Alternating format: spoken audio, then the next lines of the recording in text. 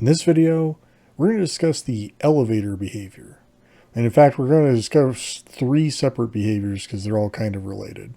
So let's just take a look. I've got this little lobby area here. Let's kind of pretend maybe I'm coming home from a busy day and I'm going up to my apartment. So I'm just going to call the elevator and that opens the door. We'll step in. Now, I didn't have an elevator box, right? Like an actual box to walk into. So I've made this shaft, but you can see where the next floor is. And you're going to see when I move the floor, it's just really just moving the floor.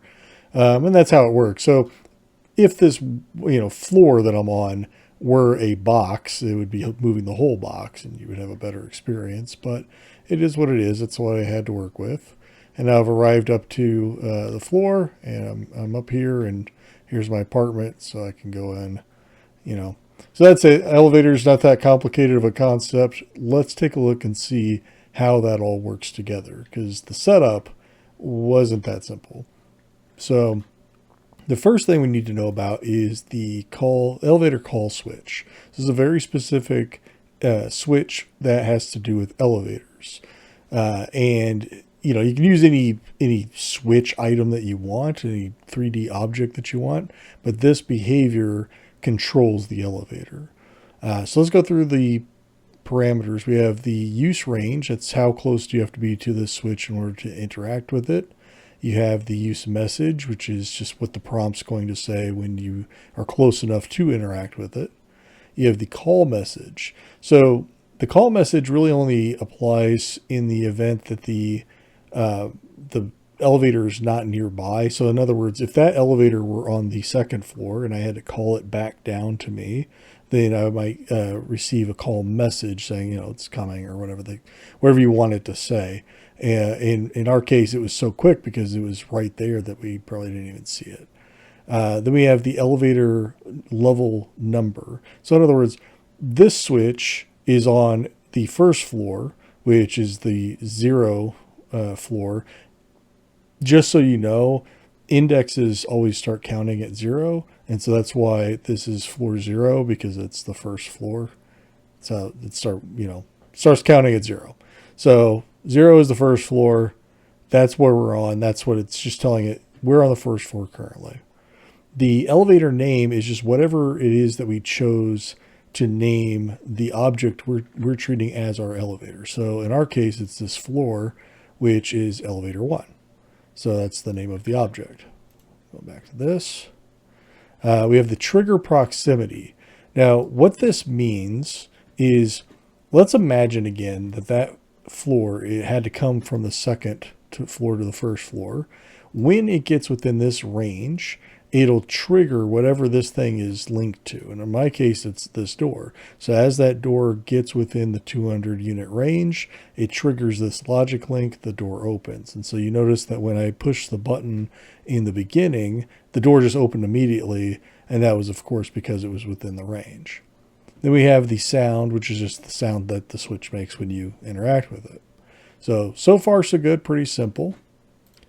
Next thing we have is the actual elevator itself. There we go. So again, you could use, a box or something, enclosed rather than a shaft. But I thought, I wasn't going to go out of my way to do that or try to find an object that would work like that because I think it is a good understanding of what exactly is happening. It's literally moving you up along the y-axis on whatever object that you've placed this behavior on. So I thought, visually that actually does a good job at explaining what's happening. So I'm going to leave it as is.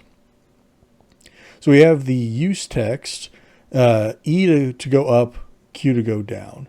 So that's just the keyboard commands. When you step onto the elevator, what do you have to do in order to move the elevator? The number of levels. So this knows now that there are 2 levels, 0 and 1, basically. The height between levels. So once it knows that it's going in a direction, it needs to know how far is it going. Well, mine is quite a bit up there. And I had to dial that in, of course. Your level may be different, may not be 400 units. So just kind of play around with it until you get it right. We have movement speed. How fast, obviously, is the elevator going? You saw 5. 5 wasn't too bad. So, anything more than that, I think, might be a little fast, but that's up to you. Then we have a whole bunch of sound slots, and I chose to do none of these, mostly because I knew I'd be talking through the entire thing, so I didn't bother with it. But let's just step through those together. So we have the sound slot 0, which is the elevator music. So once the elevator begins moving, it'll start playing whatever music you assign to it. Sound slot 1 is the elevator starting. So that might be like a nice hum or something, or just a clank. It depends on the elevator setup that you have and maybe what the aesthetic you're going for is. Then you have sound slot 2, which is the elevator running. So again, could be a mechanical hum, something subtle. And then sound 3, which is elevator stopping. So again, could just be, a more abrupt whoosh, or something like that. But playing around with it again kind of depends on your game, your aesthetic. If it's an older elevator, it might sound different than a newer elevator, etc. So that's the elevator and the elevator switch, but there's one more thing we're going to cover that isn't necessarily related to the elevator, but I thought it was important to cover in this video because once we've arrived here at the second floor, so let's just scroll on up to the second floor here, the magic of our floaty behavior. All right. We have this door, but this door is logic linked to the switch on the other side of the door. And I'd have to interact with that switch in order to be able to open this door. So from the inside, how am I supposed to open the door? And that, my friends, is where the range sensor comes in. Now I'm going to cover range sensor by itself in a separate video, but since I was using it in this video, I felt it was only fair to cover it in this video as well, because otherwise you're not getting out of this elevator. So the range sensor basically detects when whatever object you've assigned it to, when that object is within range of the player. So in this case, I'm trying to detect the player within 100 units, which, I mean, if we're standing right here, we should be within 100 units, and that is the range that I'm going for. And I just went with, like, this is just a number that I kind of put on the wall. You could use really anything you want. You could use the wall itself if you really wanted to, but I found it good to have something very small and kind of unnoticeable, just kind of tracking it. And if you were in a box, you wouldn't see that at all, right? Because it'd be between the box and the wall. So it would just kind of work in the background. The sensed text is what it might say when it senses you. I didn't have to have something there. I had it there, and I didn't even honestly pay attention to it. So if you need something to display, you would put the text there. If you don't, you would just leave that blank. Then this is really an interesting part of this. So we have the trigger mode. Now in my case, it's linked. So it's logic linked to the door. When it senses the player, it opens the door. That's the way I'm using it in this example. But you could also play a video and then immediately change the level. So that's a really interesting left turn this one takes, where it's like, wow, okay, here it has this whole other use case that you might explore. And that's probably what I'll do for it, the separate video on range sensor. But video plus change level or linked. So in my case, it's linked. If I were using the video, then this next option only applies to that video skip. So it allows the player to skip the video by pressing a key or something. But it wouldn't apply in this use case. Same thing with go to level mode. So if I am using that video plus change level option, then I can choose to either follow the storyboard logic or specify a particular level that happens to be in my project. Then we have reset states. So this checkbox has to do with the states of the level that you're navigating to. So imagine this. Imagine you have 5 enemies on a level and you've killed all of the enemies and you go on to another level and then you return back to that same level.